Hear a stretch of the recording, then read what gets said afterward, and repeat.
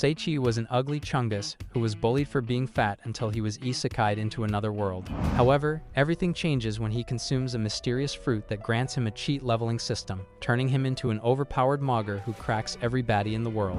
Before this, Seichi was getting bullied by his classmates for being an ugly fatty. As he prays for someone to end this nightmare, a voice claiming to be God tells everyone to arrange themselves in groups, because he is about to isekai them as heroes in another world.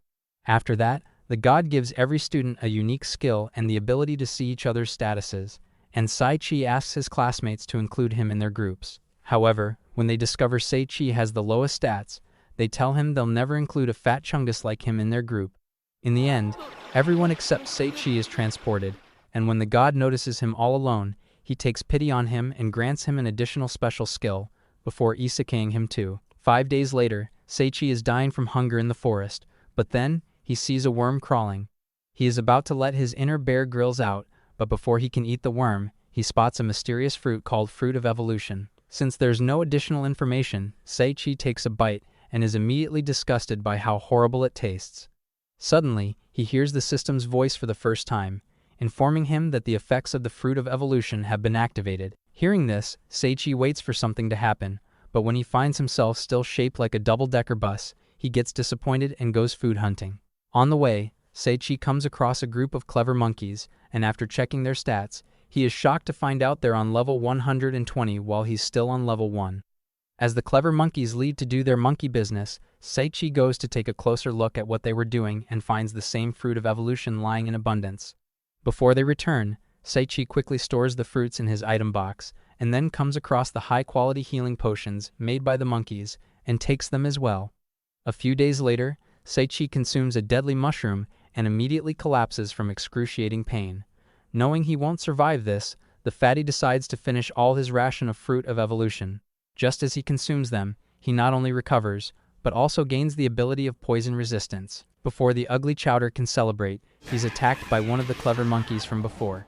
But since the monkey is on level 120, he easily beats Seichi up. Just when the monkey is about to eat Seichi, his disgusting body odor slimes him on the spot. Once the remains of the monkey transform into loot, Seichi gains new skills for defeating a powerful enemy. He then looks around the loot and finds a book containing information on clever monkeys. As Seichi goes through the book, he discovers a map with a red spot and decides to check the place out later. Just then, he hears the system's voice telling him that the second evolution has begun. Then, out of nowhere, his bones start to break, and Seichi cries out in pure agony. But once the pain dulls down, he notices he has turned into clavicular. As Seichi checks his stats, he realizes that even though they have gone up, he's still on level 1. 5 months after this, Seichi defeats a pack of high-level Akral, and his bones start to break again as he goes through his 8th evolution. After this, he sees that he only has one more evolution to go through, and wonders what will happen to him once he's achieved it. Just then, Seichi finds himself surrounded by a pack of clever monkeys, but before he can react, their boss, who is level 700, drops in and challenges him to a duel. She immediately throws hands, but Seichi starts dodging the attacks, which impresses the gorilla. In her excitement, the gorilla excitedly unleashes her ultimate move, the Flash Fist, which Seichi quickly dodges. Now a fan, the gorilla tells Seichi that she wants to hubby him up because he's the only man who survived her Flash Fist. While Seichi is grossed out, the gorilla starts acting lovey-dovey and introduces herself as Saria, which further upsets Seichi because an ugly gorilla has a pretty name. Wanting to teach her a lesson, Seichi heroically calls upon water magic and Saria looks at him scared. However, because he is an idiot, he ends up drenching himself with his own spell. Feeling sorry for him, Saria decides to end the fight by unleashing multiple Flash Fists. As Seichi takes a brutal beating and is on the verge of death, he recalls all the bullying he endured and realizes that if he dies here, all his pain would be worth nothing. With renewed determination, Seichi raises his arms and hopes his lethal body odor will yeet Saria, but instead, she falls in love with Seichi and takes him away to eat his thick white sauce. A little while later, Saria prepares a feast for Seichi, who is upset about an aesthetically challenged gorilla liking him. He tries to tell her they can't be together, since they're different species, but Saria counters that she's got that gorilla grip Kyuchi. That'll make him cream in an instant. What? While Seichi is disgusted by her trashy behavior, Saria pushes him to taste her cooking. Just then, his stomach starts to roar in hunger. so he takes a bite and is immediately impressed by her culinary skills. In the meantime, Saria tells Sei-Chi she made him new clothes, since his old ones were all torn up. Sei-Chi now starts to tear up, and wonders why God didn't drop the human update on Saria, since she is the perfect dishwasher to wife up. While Saria is busy washing the dishes, Sei-Chi recalls the mysterious black spot marked on the map he found in the clever monkey's loot, and thinks it would be the perfect place to hide from Saria. Just then, Saria asks Sei-Chi if he's thinking about her, making him freak out. Just looking at her ugly monkey face, Sei-Chi gets angry and asks Saria how she is able to communicate with him. Saria then shows him some books she found in the cave and explains that she learned everything through them. As Sei-Chi examines a book called Magic for Daily Life, he learns that it teaches simple spells for daily use. The next day, Saria hunts for fish, while Sei-Chi starts planning his escape route, knowing that if he marries Saria, her level 50 Gyat would crush him to death. Just as Sei-Chi tries to make his move, he is greeted by a huge spider and lets out a scream. Saria quickly comes to his rescue and punches the spider into outer space. She then asks him if he's okay, and Sei-Chi realizes that, despite his coldness, Saria has always worried about him. Later on, Saria informs Sei-Chi that it's exploration day and she'll have to go with other clever monkeys to gather fruit of evolution. Sei-Chi suddenly becomes nervous, recalling how he stole a bunch of those just a few months ago. So when Saria asks him if he knows about the fruit of evolution, Sei-Chi immediately says no, prompting Saria to reveal that it's a fruit that helps one to ascend to the peak of their race. Just when Sei-Chi thinks about stocking up on the fruits, Saria reveals that if someone eats 11 of those, they die. At this, Sei-Chi becomes worried as he remembers eating 10 fruits of evolution already. When Saria reveals that she had been saving the fruit for her future husband, Sei-Chi apologetically admits that he was the one who ate them out of starvation. To his surprise, Saria forgives him, but states that they now have to marry at all costs. Sei-Chi immediately yells no, which makes Saria very sad, and she asks him if he hates her. Sei-Chi then assures her that he doesn't hate her, causing Saria to immediately change into a wedding gown, as she tells him they'll get married once she returns from hunting. After this, Sei-Chi becomes determined to escape and runs off into the forest. Meanwhile, his classmates gather in the palace, where King Kaiser's advisor Helios informs them that, as the anointed heroes, they must defeat the demon lord, but before that,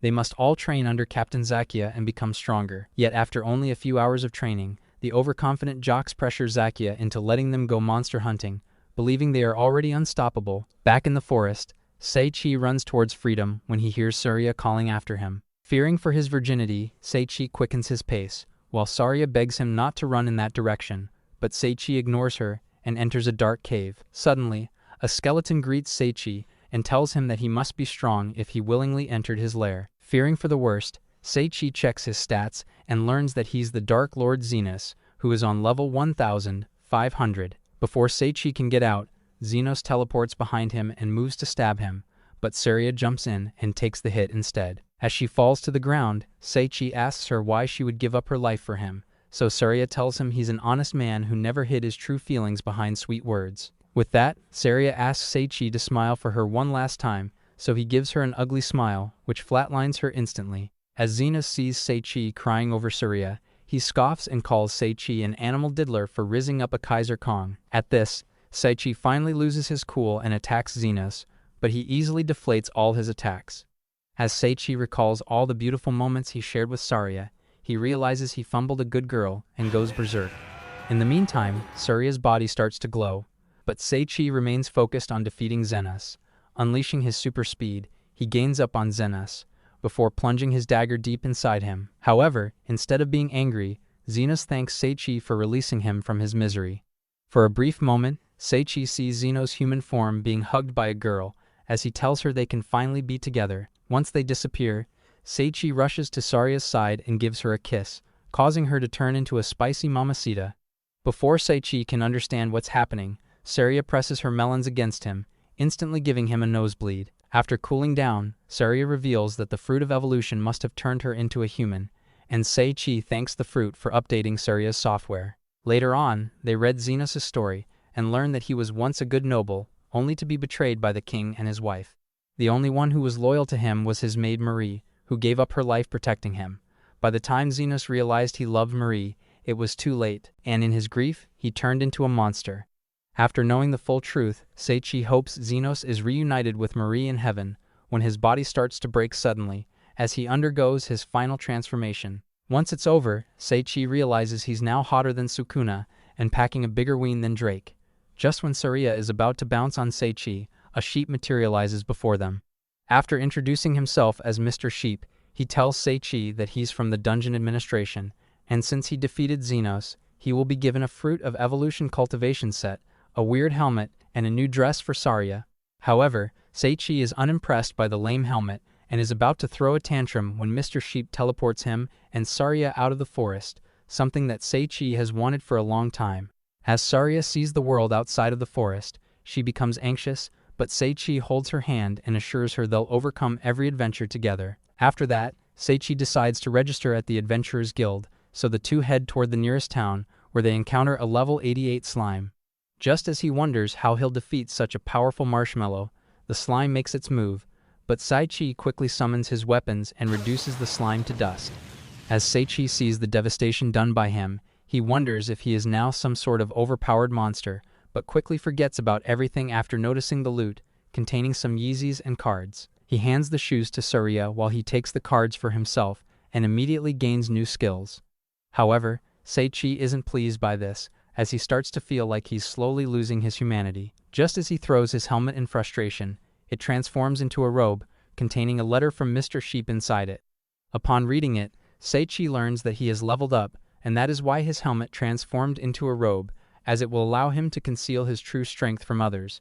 A few hours later, Saria and Seichi arrive at the entrance of the royal capital, Telbert, where the guard asks for their identity cards. When Seichi nervously informs him that they don't have identity cards, the guard looks at him suspiciously, but then decides to let him verify himself through a gem, which is used to show any criminal record if there is one. Seichi gulps in fear, thinking his overpowered nature will be outed, but when he places his hand on the gem, it clears him. Saria goes next, and once the gem clears her too, the guard eases up and introduces himself as Claude. He then tells the duo to get their identification papers sorted, or ICE will deport them, so Seichi assures him they were just on their way to the guild. However, Claude suddenly becomes worried and begs Seichi not to get himself involved with the Adventurers Guild. Despite telling Claude he won't, Seichi takes Saria straight to the guild, but when he opens the door, he sees a girl spanking an old man's dump truck. Before Seichi is noticed, he shuts the door quickly, wondering if he's in 50 Shades of Grey. When Saria curiously asks him what's going on, Seichi reopens the door and finds a strange group of adventurers this time. As Saria leans in to peek, Seichi immediately covers her eyes, saying she'll need bleach if she sees what he saw. Just when they are about to leave, they are greeted by a freaky Zoro in a thong, who introduces himself as the guild master, Gussel. At that moment, Seichi realizes Claude wasn't lying about the guild, but it's too late for him to leave as Gussel pushes them inside. He then tells his receptionist, Erin, to greet their newest recruits, so she quickly sobers up and welcomes Seichi and Saria. She later explains that their guild is unique because it gathers information from all across the world, and if they register with them, they will be able to access their information network. Thinking for a second, Seichi realizes that the guild might help him reconnect with his friends, and when Saria tells him to go for it, he agrees to sign up. Just then, 3 funky dudes in mohawks walk in and tell Seichi to come with them. Despite knowing they're looking for a fight, Seichi goes out with them and is greeted by the boss, Gazer. As Seichi assesses him, he immediately gets threatening vibes from him. However, when Seichi removes his hood, Gazer and his minions turn fruity, looking at his face, and tell Seichi they want to eat his peach. At that moment, Seichi realizes why the boss is called Gazer, but it's too late, as they prepare to show him their big black swords.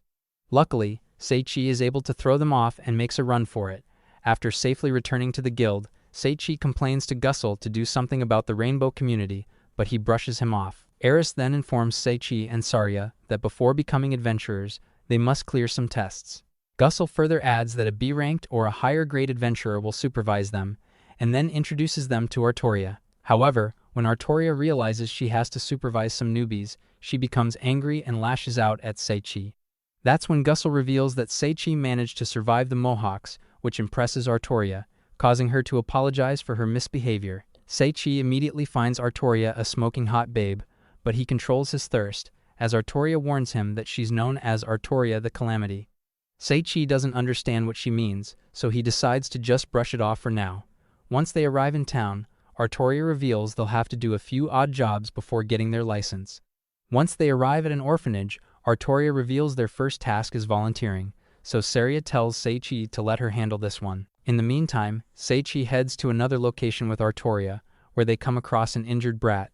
While Arttoria rushes to help him, Seichi watches her from afar, realizing she's a sweetheart. Suddenly, a bundle of planks falls from above, but before Seichi can rescue them, he sees Arttoria shielding the boy using defense magic. After recovering from the incident, Arttoria informs Seichi that his second task is to demolish an old building. While she's explaining the process, Seichi casually feels the building and ends up breaking it. Seeing him get lost in the rubble, Arttoria frantically starts searching for him and blames herself for bringing misfortune to Seichi. Just then, Seichi comes out of the rubble like nothing ever happened, which infuriates Arttoria. As she scolds him for being reckless, Seichi quickly apologizes, knowing Arttoria just means well. Meanwhile, at the palace, Zakia watches the summoned heroes train intensely, when a young knight asks him why he's pushing them so hard. Zakia replies to him, revealing that he doesn't want the heroes to die fighting the demon lord, especially when it's not their battle to fight. In the meantime, Seichi finds himself chasing after a pet wolf for his final task. While he's having a full cardio session, Arttoria catches up with Adriana, who happens to be the owner of the wolf. When Adriana tells her she looks happier with Seichi around, Arttoria becomes all red. Later on, they return to the guild, where Gussel hands them a sack of coins from his sack for completing the task successfully. Despite being grossed out, Seichi accepts the dirty money. Eris then asks him if he has a place to stay, and when he admits that he doesn't, Arttoria offers her own home, shocking everyone. Before going to her crib, Arttoria decides to take Seichi and Saria for another test. This time, their task is to collect some medicinal herbs. While Saria efficiently completes her part of collecting 10 herbs, Seichi completely bombs his test and returns with 10 mana mushrooms. He sheepishly tells Arttoria that he couldn't find medicinal herbs, which infuriates her, since the herbs are right next to his feet. Without wasting a second, Seichi collects them, but Arttoria tells him to collect some more. As Seichi runs back into the forest, he hears voices and decides to eavesdrop. He soon finds 3 demons under the command of Leia, talking about ways to capture humans.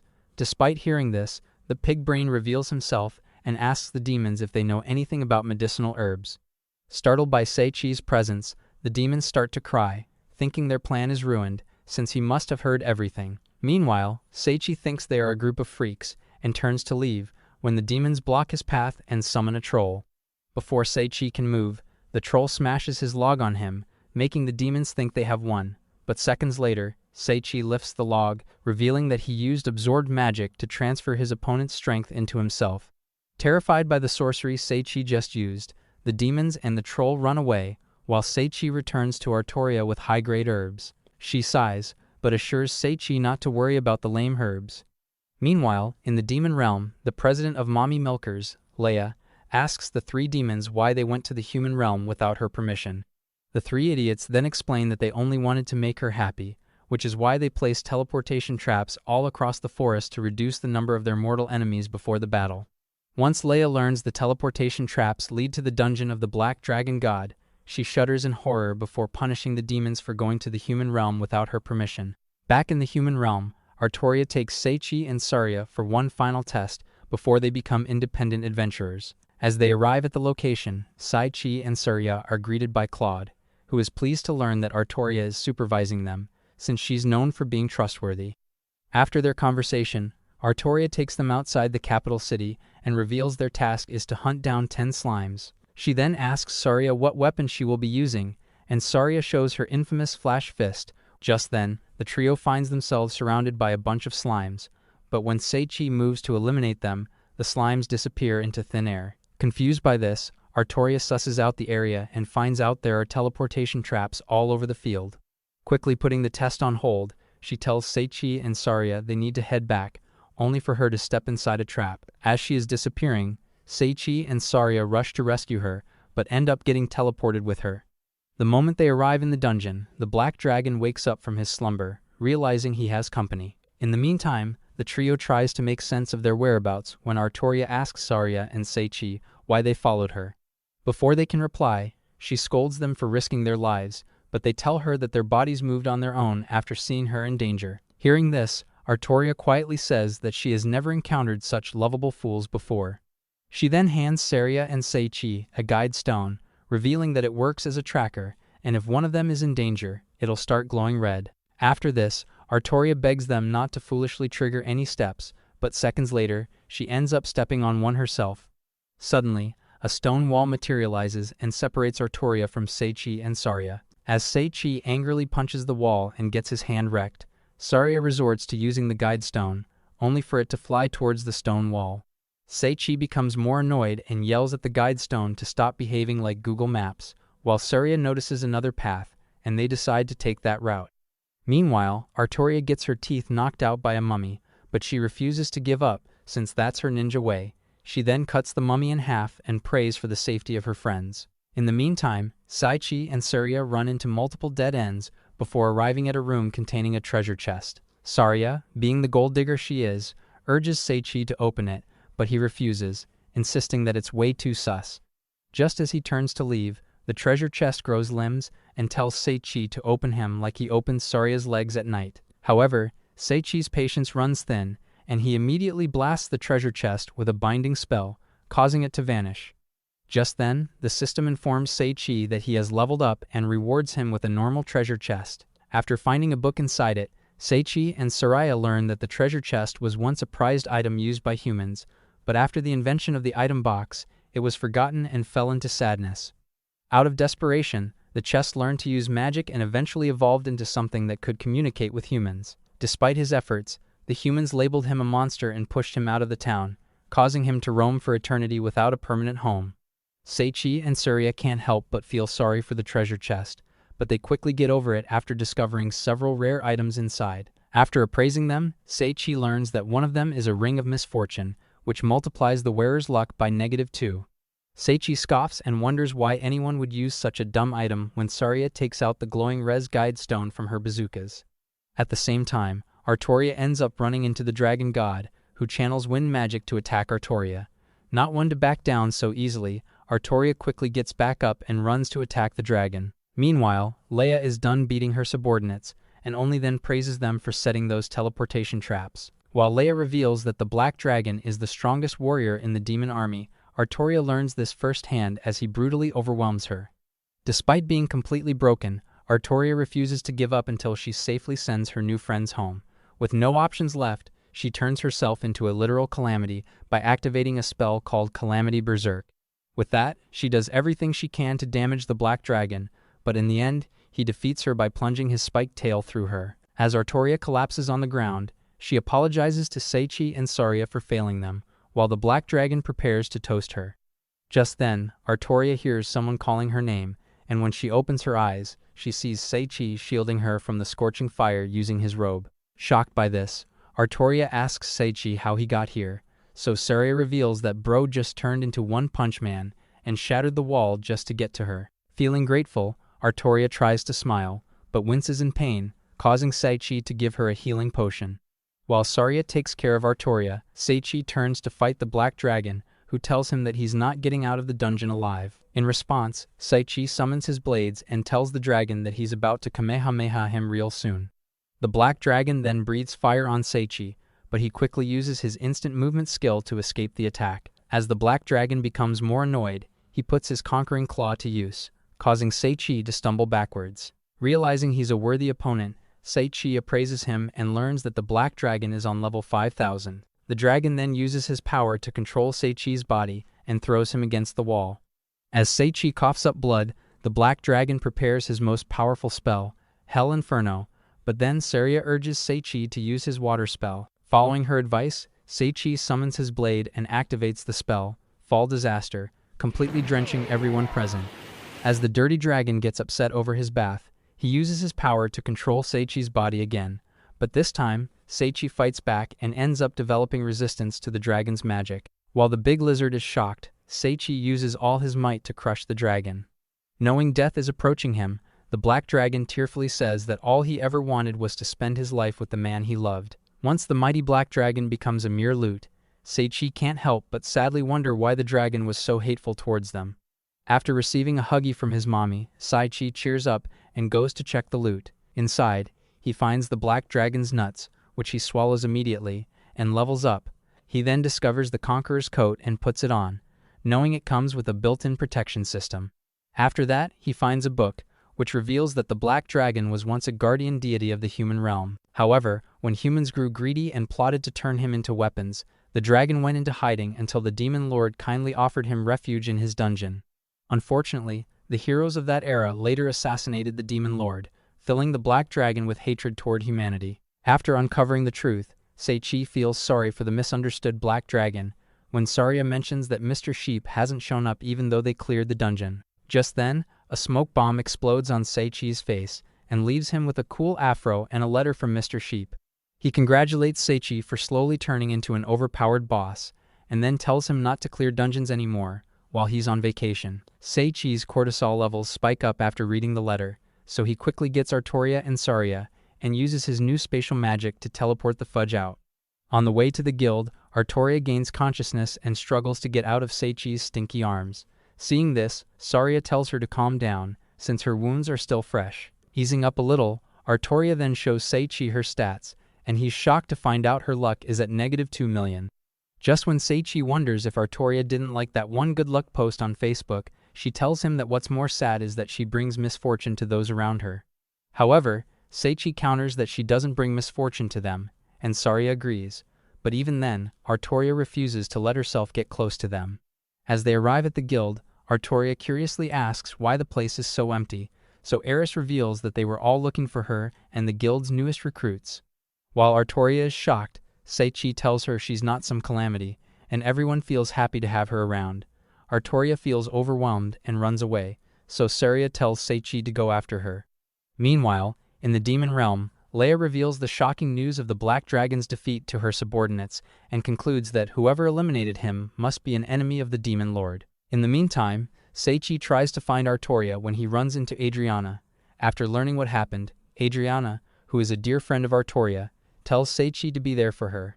After reassuring Adriana, Seichi finds Arttoria at the site where the building collapsed on him. As Seichi sees Arttoria hugging herself, he pulls her into a hug and promises to be there for her. They stay like this for a few minutes, until Seichi's trouser snake becomes active after catching a whiff of Arttoria's stinky armpits. When she tells him she's embarrassed, Seichi steps back in shame. Arttoria thanks him for everything, but Seichi wonders how he can truly make her happy. Suddenly, he gets an idea of using the Ring of Misfortune, believing it will have the opposite effect on her. He then slips the ring onto her finger and tells her it's called the Ring of Happiness, a rare item that will protect her from her bad luck. As Arttoria observes the finger, Seichi assures her that from now on, they will have a good life. Unable to control her shyness, Arttoria pushes Seichi and runs off. He wonders what he did to make her so shy, only to realize that he kinda just proposed to her. As Seichi runs after Arttoria to tell her he's not ready to settle down, he recalls her happy face and realizes that he accomplished his goal of making her happy. The next day, as Seichi has breakfast, Saria can't help but notice the glum look on his face. She asks what's bothering him, and Seichi reveals that Arttoria has been avoiding him like he has chickenpox. When he loudly wonders if Arttoria hates him, Saria tells him he has to be a moron for thinking that. After breakfast, Seichi asks Saria what she wants to do today, and she reveals that she is volunteering at the orphanage. Pleased to hear this, Seichi praises Saria, and then reveals that he is going to collect more information about the world he is in. Once Saria leaves for the orphanage, Seichi heads to the guild, looking for information. However, Gussel misunderstands the situation and thinks Seichi is here to get information on how to grow a dump truck in a gym. Just then, Eris arrives and assures Seichi that she knows what he wants. As Seichi gets his hopes up, Erin transforms into her freaky outfit and says she'll inform him how to make someone cultured with Spanx. Seichi finally loses his patience, and so Gussel tells him they were joking with him. Seichi then asks him if a major event has happened recently, while quietly hoping he'll be able to learn something about his classmates. After thinking for a moment, Gussel reveals that their neighboring country conducted a hero summoning ritual to defeat the resurrected Demon Lord. Eris adds that if he wants more information, he can visit the royal library. When Gussel pulls out a map from his stinky underwear, Seichi tells him that he must have peanuts if he's storing everything in there. In the meantime, King Kaiser has a crash out after learning that Zakia still hasn't sent the heroes for an actual fight with the demon army. His ugly, chopped advisor then tells him to enroll the heroes at Barbador Magic Academy. Kaiser considers the suggestion, but asks Helios how they are going to make the heroes attend school. Helios then reveals enslavement bracelets and assures Kaiser that with these bad boys on, the heroes will never disobey them. In the meantime, Arttoria can't get Seichi out of her mind, despite running a marathon. She recalls how flustered she got after seeing him in the morning, and wonders if Seichi knew she was thinking about him all night. Meanwhile, Seichi browses through the books in the library and realizes that every story portrays humans as righteous, while the demon lord is painted as the villain. Knowing that history is written by the winners, Seichi decides not to trust anything blindly. He then opens a book on magic, and just when he's wondering about learning more, the system informs him that he has acquired all elemental magics at their highest ranks. However, Seichi gets frustrated and yells that he wants to be like his hero Naruto, who struggled to get strong. After that, Seichi goes to explore the town, where he spots a dog-eared girl selling paintings. Upon taking a closer look, he thinks her drawings absolutely suck, but not wanting her to go broke and start in only dogs, he decides to buy one anyway. Not long after, a delicious smell catches Seichi's attention, and after following it, he enters a cafe where he's greeted by a man who says that he hasn't seen him before, while the bartender welcomes him in.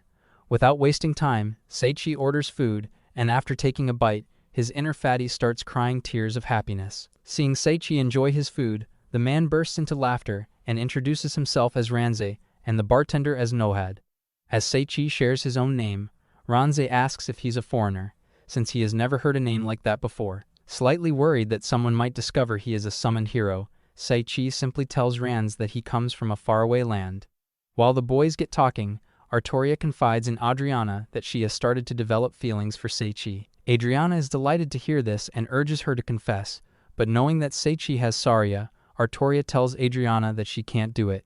However, Adriana reminds her that everything's fair in love, which gives Arttoria the courage to face her feelings. Meanwhile, Seichi tells Ranze and Nohad about the whole situation with Arttoria, leaving both of them shocked. Ranze admits that he might be in serious trouble, revealing that, in their country, placing a ring on a maiden's finger is considered a promise of marriage, and if he breaks that promise, he would get punished by having his hot dog chopped. As Seichi shudders in horror, Ranze tells him to just marry Arttoria, but when he shows hesitance, Nohad immediately finds out he's in love with someone else. When Seichi confirms it, Ranze urges him to just have a three-way. However, Nohad gives Seichi valuable advice by saying he should earnestly apologize to Arttoria for confusing her, instead of stringing her along. Seichi thanks Nohad and decides to clear up the misunderstanding with Arttoria. When he arrives to pick up Surya at the orphanage, he suddenly becomes anxious, thinking about breaking Artoria's heart. Just when he decides to stall the conversation, he sees Arttoria walking towards him. Just when he is about to speak, Arttoria kisses him and says she knows he doesn't have romantic feelings towards her, but it doesn't matter to her, because she is in love with him. Hearing her heartfelt confession, Seichi thinks of Saria and realizes that he loves both girls. Just then, Saria walks out, scaring the daylights out of Seichi. Before he can explain himself, Saria tells him to accept Artoria's love. As Seichi cries happy tears, Saria admits that she's a little sad over sharing him, but it's the rule of the jungle that a strong man gets all the hoes. After Saria tells him that she's down for a three-way, Seichi kisses Arttoria and tells her she won't regret loving him.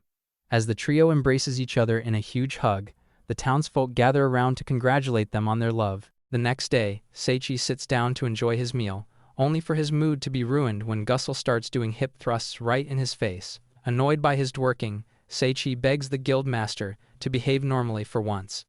After completing his workout, Gussel advises Seichi to buy a horse, explaining that it will help him during his adventures. He then pulls out a map and tells Seichi to follow it to get a horse. Since both Saria and Arttoria had things to do, Seichi arrived at the stable alone and was greeted by the old stable owner. When he asks if he's here for the Royal Cup, Seichi explains that he's unfamiliar with the local events here. So the old man reveals that it's a tournament where people race with horse-like creatures, and whoever wins gets expensive rewards, since it's a high-risk sport. Before Seichi can tell the old man he's not interested, he takes him to see his race horses, which consist of a dragon horse and a stupid deer horse, which dies in front of Seichi's eyes because he forgot to breathe. After this, they come across an aggressive donkey, who beats the daylights out of her owner. Seichi is shocked and wonders if the donkey is on roids when the system grants him the ability to understand animals. As Seichi pays close attention, he learns the donkey is upset because only weak losers keep trying to ride her. Sei-chi is amazed by her audacity and reminds the donkey to act nice or he'll call people who are known for eating donkey meat. After realizing Sei-chi can understand her, the donkey calls him inside and attacks him the moment he gets close to her. However, Sei-chi easily overpowers her and even flips her in the air. Only then does the donkey realize that Sei-chi is stronger than her and accepts defeat. Then, introducing herself as Lulu-ne, the donkey tells Sei-chi to tame her, since she considers him worthy of riding her. However, the old stable owner gets furious after facing the beatings, tries to scold Lulu-ne, who ends up kicking him again. Once Lulu-ne is sold to Sei-chi, she gets out of the stables for the first time, but then her stomach starts to rumble with hunger. Sei-chi smiles at this and goes to buy food for Lulu-ne, and she immediately develops a crush on him. As the two share a meal together, Lulu-ne tells Sei-chi she will serve him till the day she dies. Just when Sei-chi praises Lulu-ne for her devotion, he sees the demi-human painter getting scolded by a boy. Sei-chi tries to quickly stop the argument, but the boy named Clay tells him not to interfere. However, the painter girl called May suddenly recalls Sei-chi as the kind gentleman who bought her painting, and gets happy to see him again. After learning someone bought May's painting, Clay pushes her to participate in the charity painting competition. However, May tells Clay that a beginner like her shouldn't participate in such a grand event, but he reminds her that someone purchased her painting, which means she must be good at it. Then, turning to Sei-chi, Clay asks him if he purchased one of his paintings, but when Sei-chi tells him he hasn't, Clay gets shocked and quickly pulls out his stupid painting. While Sei-chi and his donkey are trying to make sense of the painting, Clay proudly reveals that the triangle indicates a young maiden's feelings for her lover. Sei-chi tries to be polite, but tells Clay not to quit his job at McDonald's to pursue his artistic career. That's when Clay reveals that he's actually the nepo baby of Duke Burger, which suddenly explains why he has been producing bad paintings.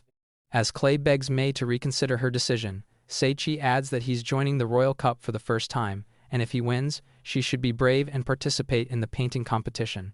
At this, May tells Sei-chi that the Royal Cup is a dangerous sport, but he counters that it's better to experience everything at least once. May is impressed by Sei-chi's words, while Clay reveals that the 5th place prize in the Royal Cup is tambuli, a delicious fish, which excites the gluttonous donkey. Just a few days later, Sei-chi enters the arena for the Royal Cup with Lulu-ne, who is locked in on winning tambuli.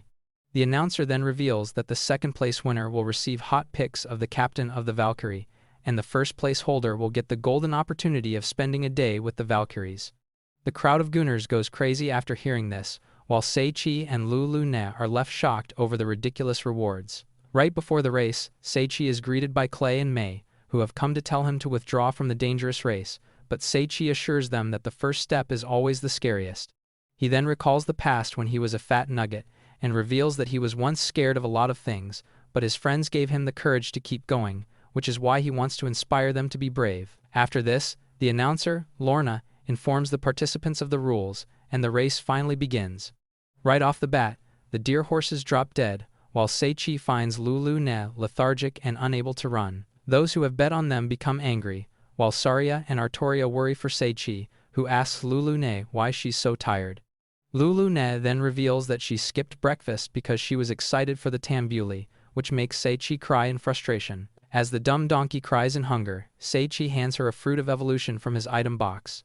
Meanwhile, a wretched hag, who is desperate to win, summons a pack of wolves to remove her competitors, but also ends up calling an A-ranked hell wolf. Just when Lorna is about to call the Royal Cup off, because of the menacing hell wolf, Sei-chi shows up with a fired-up Lulu-ne. As the crowd cheers for him, Sei-chi begs Lulu-ne to slow down, or he'll throw up everywhere, but she tells him that after eating the fruit, she's way too powered up. As Sei-chi and Lulu-ne get closer to Hell Wolf, everyone is sure they are going to, since the monster is known for eating donkeys. However, Lulu-ne kicks the Hell Wolf down and runs ahead, which makes the hag and the remaining participants forfeit the race. Once Sei-chi and Lulu-ne win the race, May becomes determined to participate in the charity painting competition. Later on, Lulu-ne sobs over winning the race, since she won't get to eat tambuli now. However, Sei-chi consoles her by saying there's plenty of yummy food in the world for her to enjoy, which makes her cry with happiness. As soon as Lulu-ne hugs Sei-chi, she begins to glow, and when the girls walk in, they're shocked to see Sei-chi with a baddie. Seeing Sei-chi's willy react to Lulu-ne's busty body, Arttoria punches his face in anger. After which, he tries to explain that the hot guile in front of them is actually Lulu-ne, who became human after eating the fruit of evolution. Naturally, Arttoria finds his excuse hard to believe until Arttoria tells her that everything that Seichi said is true, and transforms into her Kaiser Khan form, shocking Arttoria. At this, Arttoria grabs Lulune's hand and runs out with her, but after 20 minutes, she comes back with Lulune in a cool new outfit. Just when Seichi tells Arttoria her fashion sense is amazing, Lorna and another baddie walk inside. Introducing herself as Claudia, the girl puts a binding spell on Seichi's hands before dragging him away. Meanwhile, in the demon realm, all the captains of the Demon Lord's army are present for a meeting. Once Lucia, the daughter of the Demon Lord, arrives, she reveals she summoned them all because she wishes to form an alliance with the Wimberg Kingdom. Right off the bat, Ludia is met with opposition from all the captains, especially the fugly advisor Kreis, who reminds her that it was the humans who sealed her dad away. However, Lucia counters that they won't benefit from being at constant war with humanity, and reveals that the King of Wimberg is open to building friendly relations with them. Leia then reveals that the Black Dragon God was defeated by a mere human named Seichi, which infuriates all the captains, who immediately assume that Seichi must have used foul play to defeat the strongest warrior in the army. However, Leia states that she summoned the Black Dragon spirit to tell him she's going to avenge him, but he told her that he lost to Seichi fair and square. While all the captains are stunned by this, fat-mouthed Kreis reminds them that humans have used countless tricks to destroy the Demon King. In response, Ludia states that they can't hold on to bitterness forever, and if the alliance with humans fails, she'll gladly offer her head. As Kreis mocks Lutia over her decision, the captains warn him they'll barbecue him right now for disrespecting Lutia. Humiliated and scared, Kreis runs off, while the remaining captains assure Lucia they support her decision. Alone in the throne room, Kreis worries his evil plan might fail, but then starts laughing like a madman, realizing that no one can stop him either way. Back in Wimberg, Claudia and Lorna take Seichi to the castle, reminding him that he won the opportunity to spend a day with the Valkyries. However, Seichi asks why they're bringing him in like a prisoner, and Lorna reveals that it was just their way of teasing him. After this, Claudia removes his binding spell and shows him to the training ground, where he sees the beautiful Valkyrie Captain Louise. As Louise defeats all her subordinates in a flash, Seichi thinks she is a beauty and a beast, since even his sixth sense couldn't detect her movements. Louise then walks up to Seichi and tells him they should get to know each other over a mock battle. While Seichi cries over not getting a second of peace, his classmates are teleported to the Barbador Magic Academy. There, Seichi's friends, Karen, Kenji, and Shota, are confronted by Oyama and his bullies, who try to challenge them to a fight. When Oyama tries to riz Karen with his -1 riz, she gives him a slap and says she's not interested in fighting them. While they do back off, one of them warns Karen to watch her back. In the meantime, Seichi fights head-to-head with Louise, shocking Claudia and Lorna, who have never seen anyone stronger than their captain. Even Louise admits that Seichi is truly amazing, since her strongest attacks are useless against him. As she rushes to land her final attack, Seichi panics, so the system grants him maxed-out reflex skills, allowing him to kick the sword out of Louise's hand. Everyone is left shocked after Seichi's victory, including him, as he admits that he doesn't know how he started moving like the yellow flash of the Hidden Leaf Village. Right after the battle, Louise kneels in front of Seichi and calls him master. Just then, Claudia requests that Seichi come with him, so they arrive in a private room, where she thanks him for defeating Louise. Seichi looks at her with confusion, so Claudia explains that Louise was a gifted sword fighter ever since she was born, but she can't use magic or any other skill. To make up for it, Louise maxed out her sword skills and can now recreate any swordsmanship in front of her. Just when Claudia reveals that only the Black Paladin can match up with her, Louise enters and thanks Seichi for saving her. When he asks her what she's talking about, Louise reveals that since she was hailed as a sword genius, she lived a life of loneliness, as everyone respected her too much to become her friend. After this, Louise also thanks Claudia for looking out for her, and while the girls were hugging, Seichi recalls the past, where he was mostly alone. So he tells Louise that he is okay with being her master, and suddenly, the system grants him an instructor's skill, making him sigh. Louise is pleased to hear this and is about to drag him for round 2 when they hear a scream. As they all rush out, a maid frantically informs Louise that the king has been attacked. The Valkyries immediately run towards the king's chambers, but when Seichi tries to join them, they tell him to go home, since outsiders aren't allowed to interfere. Instead of doing as told, Seichi becomes determined to save the king and activates a skill called World Vision, which allows him to see the entire castle. He then discovers the assassin, but is shocked at how tiny she is. Still tracking the assassin's movements, Seichi thinks to himself that she is incredibly fast and opens her status, through which Seichi learns that her name is Olga and she is still at a bedwetting age. Just when he discovers she is a slave, Olga jumps through the roof and throws kunai at him. However, Seichi easily catches them and asks Olga if she took her lessons from episode 1 Naruto, since she sucks. Just then, the system gives Seichi a defense skill, which makes him attack Olga without his will. Luckily, the daggers only pin Olga against the wall, but when Seichi comes close to check up on her, Olga frees herself and attacks him again. As Seichi dodges her again, he can't help wondering why a cute lolly would attack the king. Meanwhile, Olga does her best to slime Seichi, who finally has enough and knocks her out. As she falls unconscious in his hands, Seichi informs the Valkyries that Olga is the one who attacked the king. Like him, everyone is shocked, but then Louise tells Lorna to take Olga to the interrogation room. When Seichi hears this, he asks if a dummy like Lorna can carry out a serious interrogation, so Louise reveals that Lorna is Winberg's top interrogator. On that cue, Lorna starts throwing punches in the air, which makes Seichi gulp in fear. Claudia further tells him that Lorna learned a lot of torture tricks from Eren, which tells Seichi everything there is to know. He then asks about the king, and the Valkyries sadly reveal that Olga attacked the king with a cursed dagger called Eternal Slumber, which means he will never wake up again. As the Valkyries start mourning their beloved king, Seichi goes through his stats, hoping to find a clue that will help them. Just then, his eyes light up, and he eagerly tells them to take him to the king. However, when Seichi sees the wounded king, he lets out a scream, realizing it's Ronze, the womanizing dog he met at the cafe. Judging his reaction, Louise asks Seichi if he knew the king before, but he struggles to reply to her. Just then, a mage asks Seichi coldly if he is really going to cure the king. Before Seichi can answer, Louise reveals the mage is her brother, Florio, who also leads the magic division. Florio then asks Seichi to help the king, revealing that while he healed most of the wounds, he is unable to break the curse. As everyone pleads with him to save the king, Seichi feels anxious, knowing the fate of Winberg lies on his shoulders. After activating his skill of magic creation, Seichi tries to visualize a way to counter the curse, but his mind keeps distracting him with funny images. Out of frustration, Seichi starts chanting "Get better" in his head until he accidentally says it aloud, causing everyone to lose hope. While Seichi cries out in embarrassment, the system gives him inverse magic, which allows Seichi to break Ronze's curse. While he's in a state of disbelief, King Ronze wakes up, wondering why he was asleep in the middle of the day. Right away, Florio informs Ronze that he was cursed, but Seichi's wonderful magic cured him. Hearing this, Ronze thanks Seichi and offers him a reward, but he politely declines. However, Louise urges Seichi not to be so humble and reminds him that he saved their whole nation by curing Ronze. After this, Seichi reveals that he has one thing in mind. Meanwhile, in the Kaiser Kingdom, Zakia asks King Kaiser if he has seen the heroes.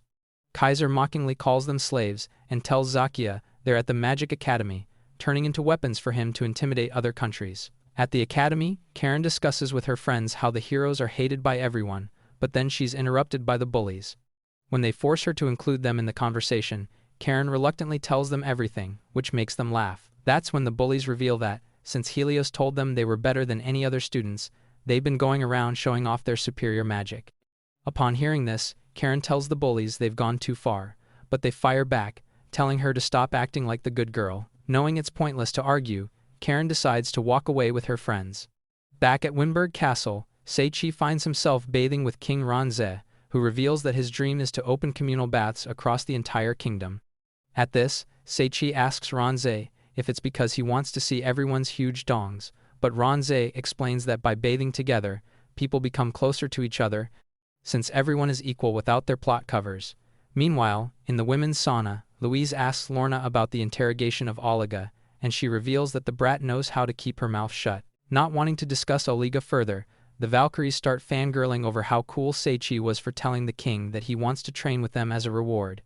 While Lorna and Louise are having freaky thoughts about Seichi, in another bathhouse, Arttoria feels anger over how happy Seichi looked when the Valkyries dragged him away. Turning to Saria, Arttoria asks if she's worried Seichi might come back with a new hoe, but Saria simply flashes her pumpkins and says that with these bad boys, she has nothing to worry about. At the Kaiser Kingdom, Zakia urges the Kaiser to bring the heroes back, fearing they'll revolt against them.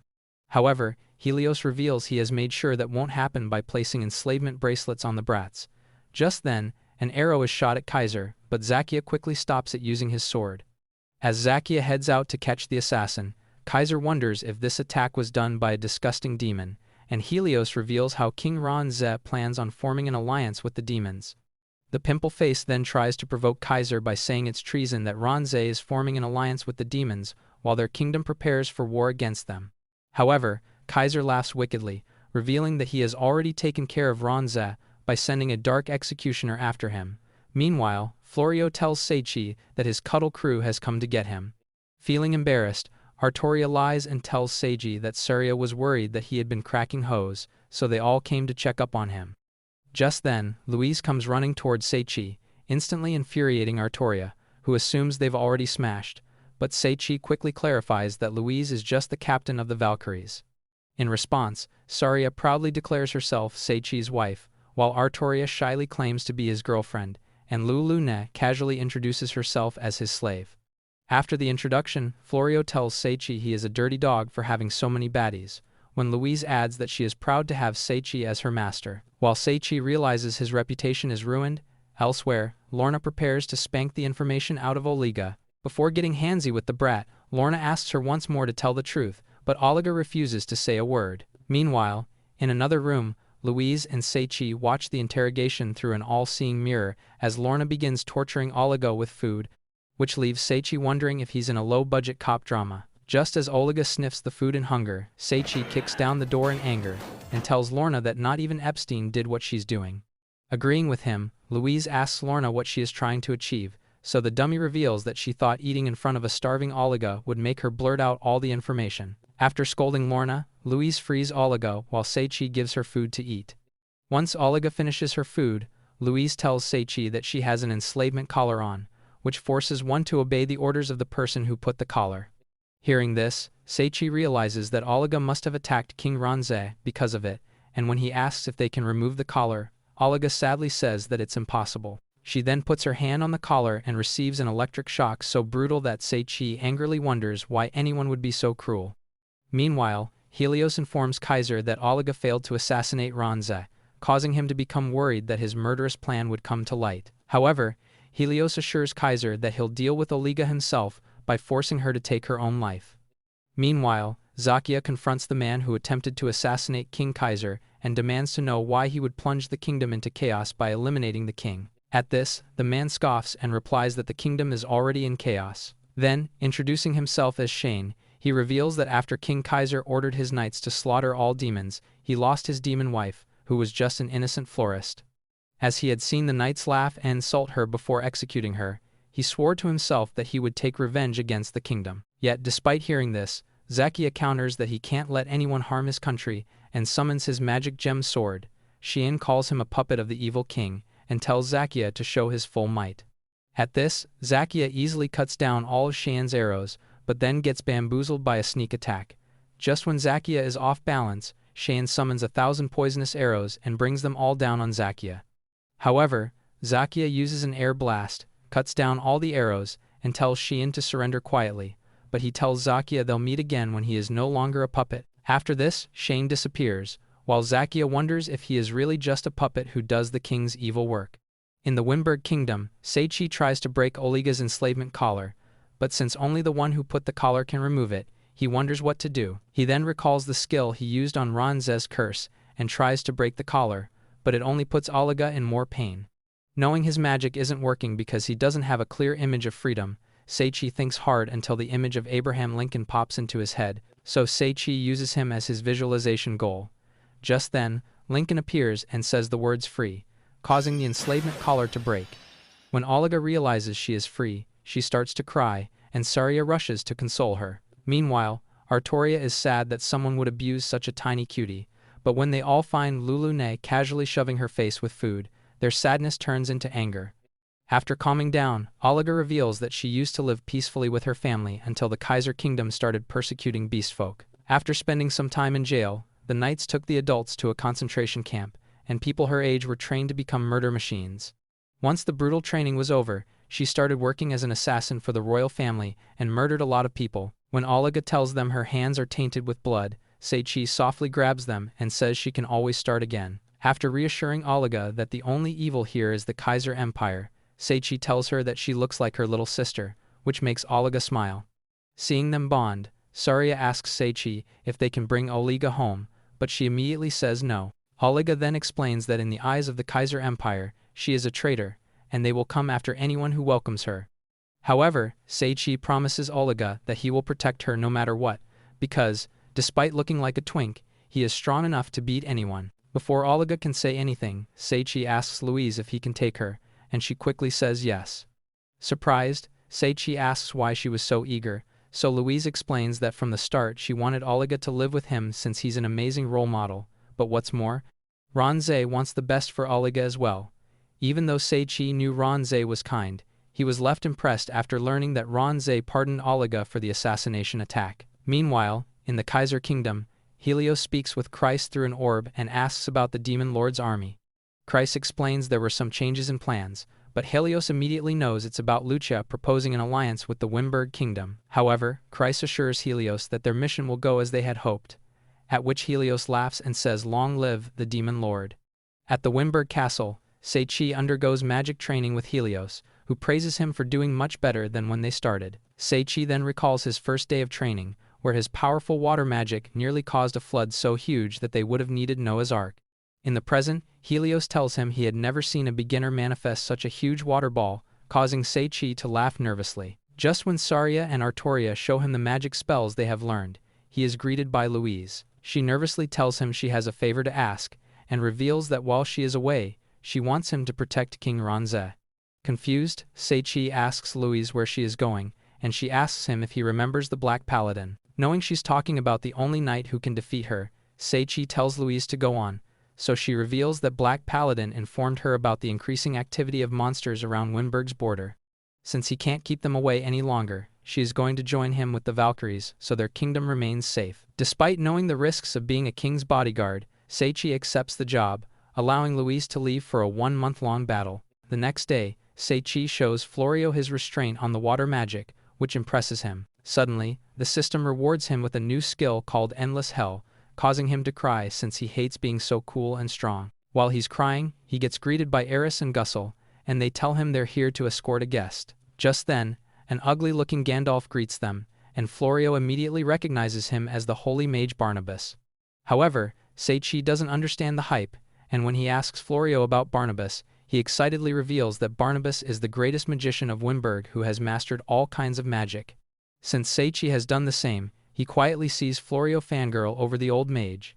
At this, Barnabas tells Florio he has heard a great deal about him, making the idiot cry tears of happiness.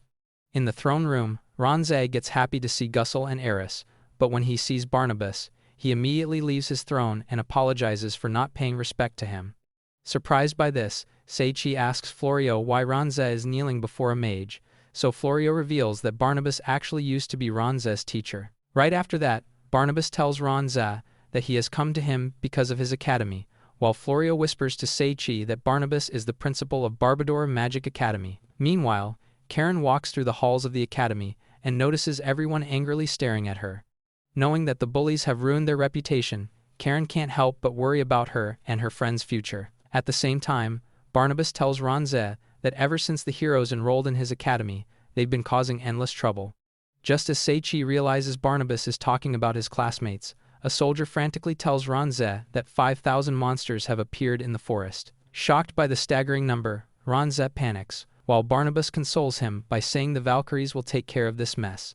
Meanwhile, at the border, Louise and her Valkyries are terrified to see the huge army of monsters. When the Black Paladin informs her that it's unusual for the monsters to keep spawning again and again, Louise orders them to attack the monster army with such force that they can't recover from it. Right after that, Louise leads her Valkyries into battle, while the Black Paladin assists her from the back. Just then, Louise receives a message from the castle, revealing that a huge horde of monsters has invaded the capital town. Meanwhile, Christ watches the chaos unfold and giggles with delight, as he is certain Wimberg will be ruined since the Valkyries are at the border. Back at the castle, Seichi and his friends look at the approaching horde of monsters. When Arttoria says that she has never seen so many monsters, Saria starts throwing punches in the air, stating that she is excited to fight. Seeing this, Seichi wonders if his hot wife will change into a gorilla in the middle of the battle, but then hears Lulu and Ne crying. When he asks her if she is scared of dying in the battle, Lulu Ne sobs that she doesn't want the food getting damaged during the fighting. While Seichi is frustrated with Lulu Ne,